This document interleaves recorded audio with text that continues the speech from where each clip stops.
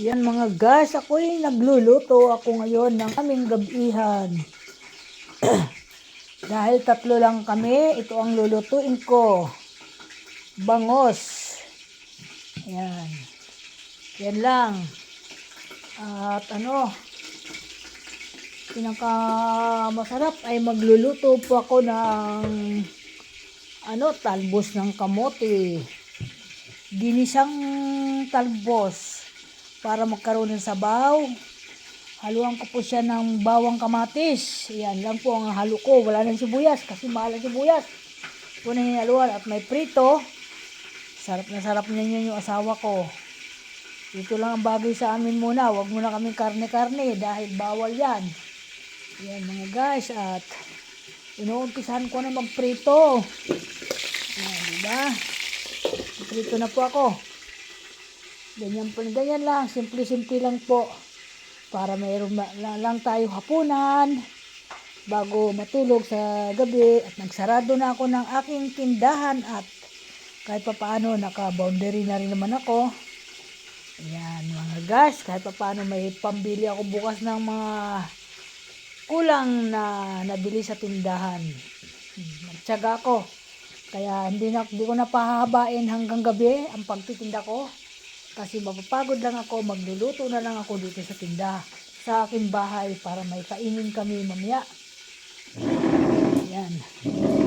Kaya, ito na, may almusal na rin yung asawa ko. Ayan o. Ayan, may palaman pa, queso de bola. Ayan o. Kakaunti na lang ang queso de bola binigay sa kanya ng kanyang anak na si Venus. Ayan, pag mayroon siyang queso de bola, talagang ibinibigay sa papa niya dahil paborito ito ng papa niya na queso de bola. Yan. Ito po ay dumating sila kanina ay parang gutom na gutom. Hindi ako nagluto ng ulam. Ay di nagbukas na lang sila dyan ng dilata, yung pure pods, hindi na pinaluto. Talagang mga gutom na. Yan na, kinain na nila.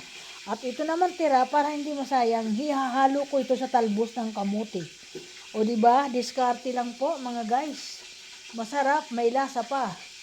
Oh, yan ang ihahalo ko. Ito yung queso de bola na inuunti-unti ng asawa ko. Yan. At ito, bukas ang almusal. Ay, lagi mo nakaready sa kanya na almusal. Kasi, magsisisigaw yan pag walang almusal, mga guys. Sabihin niya, almusal, gigisingin na naman ako. Ayan. Ako naman mga guys, meron ako dito nakalimutan na naman, napakagandang kamote. Ito ilalaga ko, bukas madaling araw gigising ako at magbubukas na naman ako ng maagang maaga. Napakakinis na kamote. Ang sarap nito, violet. Sarap ito kainin. Ilalaga ko ito bukas. Wow. Isang piraso lang guys, busog na busog ka ng almusal. Mas masarap pa yan sa munay at pandesal. Yan. Diba? Ang lalaki oh. Nabili ko yung kahapon sa pagsama ko sa pagtitinda. Mahilig talaga ako niyang bumili pag may nakikita ko ng mga magaganda. Ayan mga guys. Kaya ayan mga guys. Welcome to my vlog. Ito na naman si Nanay Linda. Nagluluto ng kanyang hapunan. Ayan. Simple-simple lang po. Marami pa naman ako dyan no. Mga nakadisplay. So sawa nga lang na ako. Kailangan paiba-ibahin ko yung aking panlasa. Para ay hindi tayo nagsasawa sa pagkain.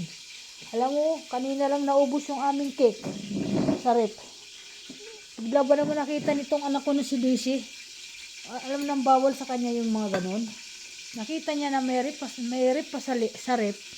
So ang ginawa niya, kinuha. At tananghalian siya ng ganun. Ayaw na daw niya kumain ng kanin. Sabi ko, bakit yan ang kakainin mo? Tama na daw, busog na siya. Mabuti na lang, naubos na, wala na siyang kukuhanin. Alam mo nang bawal sa kanya ang mga ganyan. Sabi ko, mabuti na lang, ubos na, wala ka nang kukuhanin. Yan. Kaya ayun, mamaya, sasairin ko na mamaya mga tira-tira dyan. Papakain ko na sa mga alaga kong aso. Para matapos na lahat dyan sa rep. Kasi ang gamit-gamit ko lang rep, ang maliit lang na rep. Yan lang, maliit lang na rep ang gamit ko. Ayan. Ito yung malaki, hindi ko ginamit. Pinatay ko muna yan. Kasi in-street niyang umandar ng 1 taon. So, gamitin ko siguro yan mga matagal pa. Yan lang po. Total, hindi naman ngayon mabili masyado ang yelo. Eh doon ako sa tindahan gumagawa ng yelo kasi dalawa din yung rep doon. Kaya doon ako naglalagay ng yelo ng pailan lang. Di ba masyado mainit, taglamig pa ngayon. Pagpasok ng tag-init, yan, mabili na naman ang yelo. Kaya yan mga guys, welcome to my vlog. Hapon na, magandang hapon po. Inuumpisahan ko na para maaga makakain. Yung asawa ko maaga. Nanonood lang ng TV yan, balita. Maya-maya bababa na yan at kakain na. Tapos natutulog siya, medyo kaya nanonood siya ng TV. Mauuna ako matulog kasi pag akit ko sa taas, higa na agad ako niyan at matutulog na ako. Ganun po ang nangyayari sa akin. Antukin po ako. Yan. Maganda naman yun kasi dati-rati ang tagal ko matulog. Inaabot ako ng alas 12 ng gabi bago po ako matulog. Kasi nagagawa pa ako ng libangan. Ngayon, hindi na po ako makagawa ng libangan masyado sa gabi kasi inaantok na po ako. Yan po. Kaya sa tanghali po, habang nagbabantay ako ng tindahan, ako po ay gumagawa ng libangan habang nakaupo, di para hindi sayang yung oras.